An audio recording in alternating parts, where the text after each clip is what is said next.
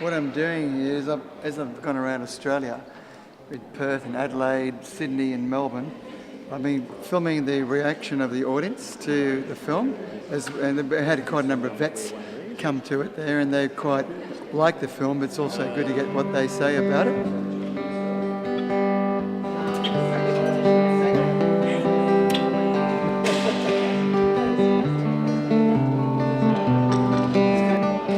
David Bradbury, documentary filmmaker, and we're here for the opening night of The Crater in the Northern Rivers. I've lived in Mullumbimby in the hills out of Wilson's Creek for the last 25 years, and basically use it as my base to go out to the bigger world and make documentaries of a serious political, environmental, social justice nature, and try and use my camera to expose the bad guys that are doing bad stuff in the world. Well, I've seen that one, that one, that one, that one, that one.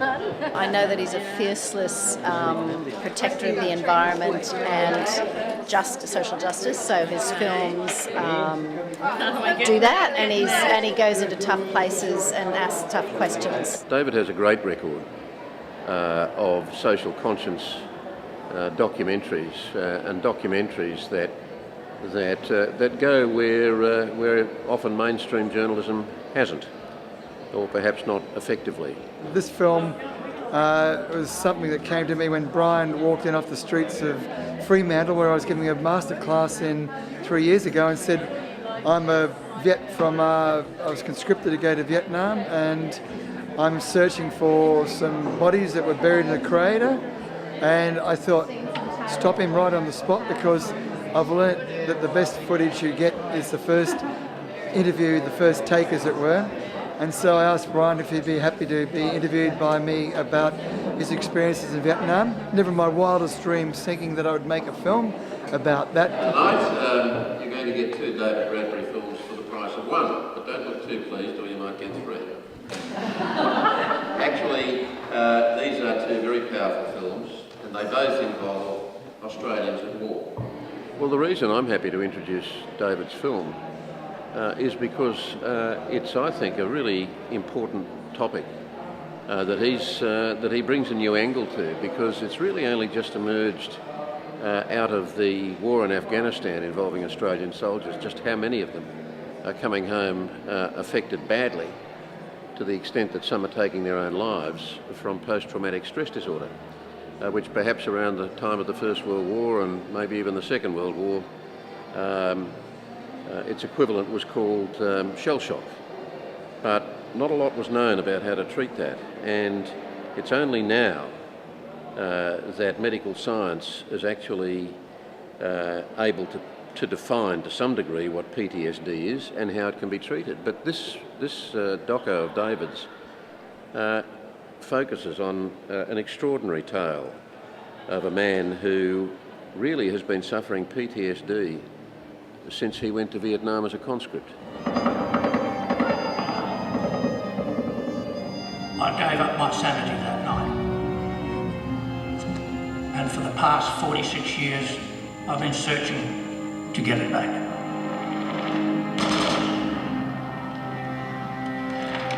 To me, it was important to make a film that was showing war as it really is. I knew that in pitching this film to the ABC so many years ago, that there was going to be a whole sort of romanticising of war and all the sort of stuff that war does bring out in people, the good and the bad. But I didn't think that there would be much talking about the trauma of war, and in amongst all the patriotic nationalism. And so I thought that The Crater would be a nice little antidote to that, and say that, look, war also traumatises people, and on both sides. I also went back to Vietnam to look for those guys, and it was quite a difficult search, but I managed to be able to get 4 of them and to talk to my camera, because it was like making a film about Gallipoli if you did it in the day when Gallipoli took place, and only interviewing the Australians and saying, yeah, gee golly gosh, look how great we were and how terrified we were, but not to talk to the Turks, which we haven't until Russell Crowe made The Water Diviner, which is a really good film because it presents both sides of the war from the Turkish point of view. It's the first time I've seen in Australian cinema of the Gallipoli legend, and so I was really determined to tell the other side from the Vietnamese point of view as well. This is a very sad story about one man's journey to try and reconcile himself with what happened to him in Vietnam in the 60s. Just the sight of seeing your fellow men, Australians, lying there dead. The line starting to mount up as they bring in another one from somewhere and another one. But his story was so gripping, so compelling, and the ABC, with the help of a couple of local editors like Andrew Bambach and Michael Bolson, helped me put together a teaser sizzler reel, as we call it in the trade. And the ABC liked the idea. We titled it Vietnam Anzacs, and it's not the title that obviously stood with it, but it was a cynical but very smart ploy to get the ABC to come on board, given that the centenary of Gallipoli is coming up now, and that was 3 years ago. And I got the money to do some reenactments and drama, which I'm quite proud of, the reenactments of battle, because working with actors is not something I've done in the past, but and doing battle on top of it for my first go at it was a challenge, but a challenge I quite happily rose to, and I think it's come up very convincingly. At least that's what the vets tell me, because some of them have walked out when they've seen the battle scenes because it spooks them to the point of where it's like flashback for them. How well I remember that terrible day when the blood stained the sand and the water,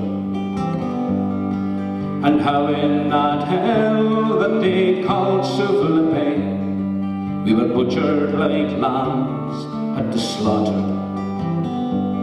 Well, this is basically the tail end of a whistle-stop tour that's taken me to Sydney, Perth, Adelaide, Melbourne and Newcastle and a few other places in between. And because it's my hometown, Northern Rivers, it's really important for me to bring the film home and to have a screening before it goes on the ABC this coming Thursday night at 9:30 on ABC One. And I hope that those that didn't make it to see the credit tonight, hopefully they'll see it on ABC this coming Thursday night.